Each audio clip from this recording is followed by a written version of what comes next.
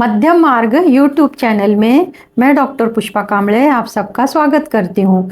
आज मैं आपको डॉक्टर BR अम्बेडकर बाबा साहब ने महाड़ सत्याग्रह पीने के पानी के लिए किया, साइमन कमीशन में कौन कौन से मुद्दे को सम्मिलित करने का निवेदन किया और दलितों के हक और अधिकार के बारे में जो अहवाल प्रस्तुत किया था उनमें किन किन बातों का मुद्दों का समावेश किया था। बाबा साहब ने कालाराम मंदिर सत्याग्रह किया। उस सत्याग्रह में बाबा साहब समेत अनेक लोगों को मुसीबतों का सामना करना पड़ा था।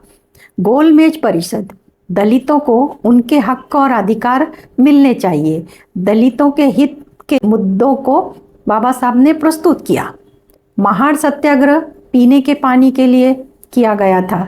महाड़ नगर पालिका ने पानी भरने के लिए सभी को स्वतंत्रता दी थी, यानी सभी लोग पानी भर सकते थे और पी सकते थे, परंतु सवर्ण हिंदुओं की हुक्मशाही के कारण अस्पृश्य डर के मारे महाड़ तालाब का पानी नहीं लेते थे। ये बात बाबा साहब तक पहुंची तो बाबा साहब ने महाड़ तालाब से पीने का पानी भरने के लिए सत्याग्रह करने का निर्णय लिया। 20 मार्च 1927 के दिन सत्याग्रह शुरू किया। अध्यक्ष बाबा साहब थे। बाबा साहब ने अपने भाषण में समाज की वास्तविकता पर, पुराने रूढ़ी रिवाज पर, रीति रिवाज पर कठोर प्रहार किया। उन्होंने कहा, आप लोगों ने लाचारी और अपमान नहीं सहन करना चाहिए और आप आज से अपमान और लाचारी नहीं सहन करेंगे, ऐसी प्रतिज्ञा लेनी चाहिए। लोगों को उन्होंने उनके हक और अधिकार के बारे में बताया। बाबा साहब ने कहा, हक भीख मांगकर नहीं मिलता, उसके लिए संघर्ष करना पड़ता है। जब हक मिलता है, बाबा साहब ने महिलाओं को भी उनके हक और अधिकार के बारे में जागृत किया। उन्होंने कहा, हम लोगों को जानवर से भी कम दर्जा देते हैं।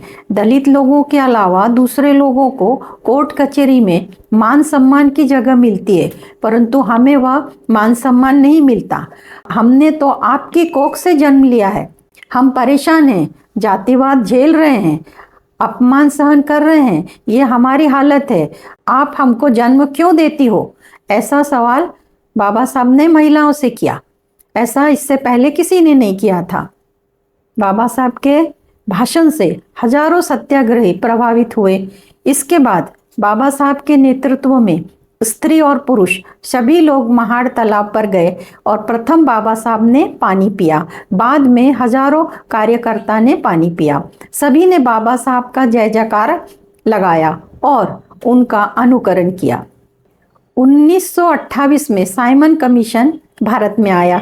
उनको मदद करने के लिए मुंबई प्रांतिक समिति की नियुक्ति की गई। उस समिति के बाबा साहब अध्यक्ष थे। बाबा साहब ने बहिष्कृत हितकारिणी सभा की तरफ से साइमन कमीशन को एक निवेदन किया। उसमें ये मुद्दे हैं, पहला, दलितों को चुनाव का हक मिले और वे चुनाव में भाग ले सकें। दूसरा, दलितों को शिक्षा की सुविधा उपलब्ध की जाए। तीसरा, संरक्षण दल में दलितों को शामिल होने का अवसर दिया जाए। चौथा, इसके बाद संयुक्त मतदार संघ की आवश्यकता है। इसकी आवश्यकता क्यों है, ये भी बाबा साहब ने बताया। 17 मई 1929 के दिन साइमन कमीशन को अहवाल दिया। इस अहवाल में जो सूचना थी वो इस प्रकार, पहली, कर्नाटक व सिंध इनको मुंबई प्रांत से अलग ना करें। दूसरा, प्रांतों को संपूर्ण स्वतंत्रता देनी चाहिए। तीसरा, राज्य के कामकाज में कायदा मंडल का नियंत्रण होना चाहिए। चौथा, राज्य के अधिकार मंडल में जाति भेद नहीं होना चाहिए। पांचवा, लोगों को प्रौढ़ मतदान करने का हक होना चाहिए। छठवां, मतदार संघ में जाति भेद नहीं होना चाहिए। सातवां, कायदा मंडल में 140 सभासद होने चाहिए, उसमें से 33 सभासद मुसलमान होने चाहिए और 15 दलित होने चाहिए। आठवां, लखनऊ करार में दुरुस्ती सुधार होना जरूरी है। वरिष्ठ कायदा मंडल नहीं होना चाहिए। कायदा मंडल के अध्यक्ष को बरतरफ करने का अधिकार और सरकार पर अविश्वास का ठहराव प्रस्ताव प्रस्तुत करने का हक कायदा मंडल को होना चाहिए। कालाराम मंदिर का सत्याग्रह। बाबा साहब ने नासिक में स्थित कालाराम मंदिर में सत्याग्रह करने का निर्णय लिया। बाबा साहब ने कालाराम मंदिर में व्यवस्थापन करने वाले प्रमुख को सूचना दी कि मैं और मेरे अनुयायी मंदिर में प्रवेश करेंगे। 2 मार्च 1930 के दिन नासिक में सत्याग्रह की पहली परिषद बुलाई गई। परिषद में अध्यक्ष बाबा साहब थे।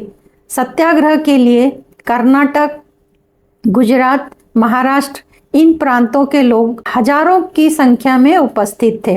बाबा साहब ने अपने भाषण में अस्पृश्य समाज के लोगों को अपने हक के लिए संघर्ष करना होगा ऐसा बताया। उनके भाषण का प्रभाव परिणाम हजारों सत्याग्रही पर इतना पड़ा कि वे उत्साहित हो गए। लगभग 20,000 से ज़्यादा सत्याग्रही मंदिर की तरफ चल रहे थे, परंतु सत्याग्रही मंदिर में पहुंचने से पहले मंदिर के व्यवस्थापक ने मंदिर के दरवाजे और खिड़कियां बंद कर डाली थी। पुलिस बंदोबस्त था। पुलिस मंदिर के चारों बाजू में तैनात थी। पुलिस ने सत्याग्रह को रोका। उसके बाद नदी घाट पर जाहिर सभा का आयोजन किया गया।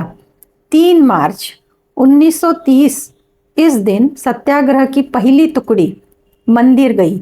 मंदिर के चारों दरवाजे पर सत्याग्रही धरना डालकर बैठ गई। 7 अप्रैल 1930 तक ये सत्याग्रह चालू रहा। रोज एक टुकड़ी मंदिर के दरवाजे पर धरना डालकर बैठ जाती थी।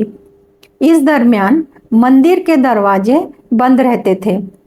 आखिरकार रामनवमी के दिन राम का रथ अस्पृश्य और सवर्ण हिंदू सभी लोग चलाएंगे ऐसा तय हुआ, परंतु अस्पृश्य के आने के पूर्व सवर्ण हिंदुओं ने रथ को चलाया और मार्गस्थ किया।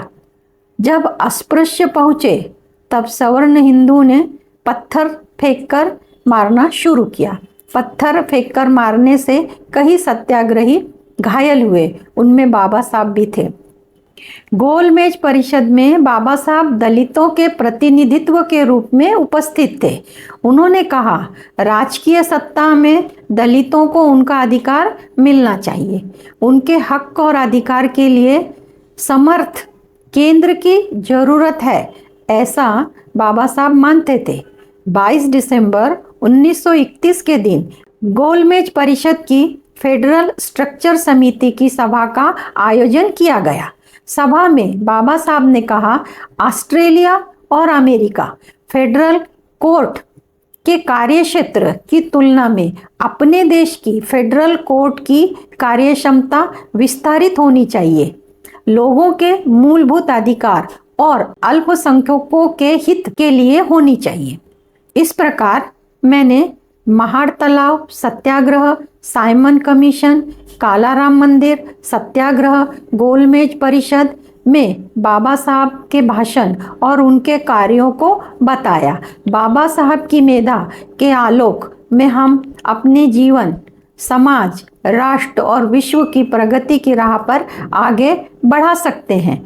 समता, बंधुता और न्याय पर आधारित बाबा साहब के स्वप्न का समाज सबका साथ सबका विकास की अवधारणा को स्वीकार करके ही प्राप्त किया जा सकता है।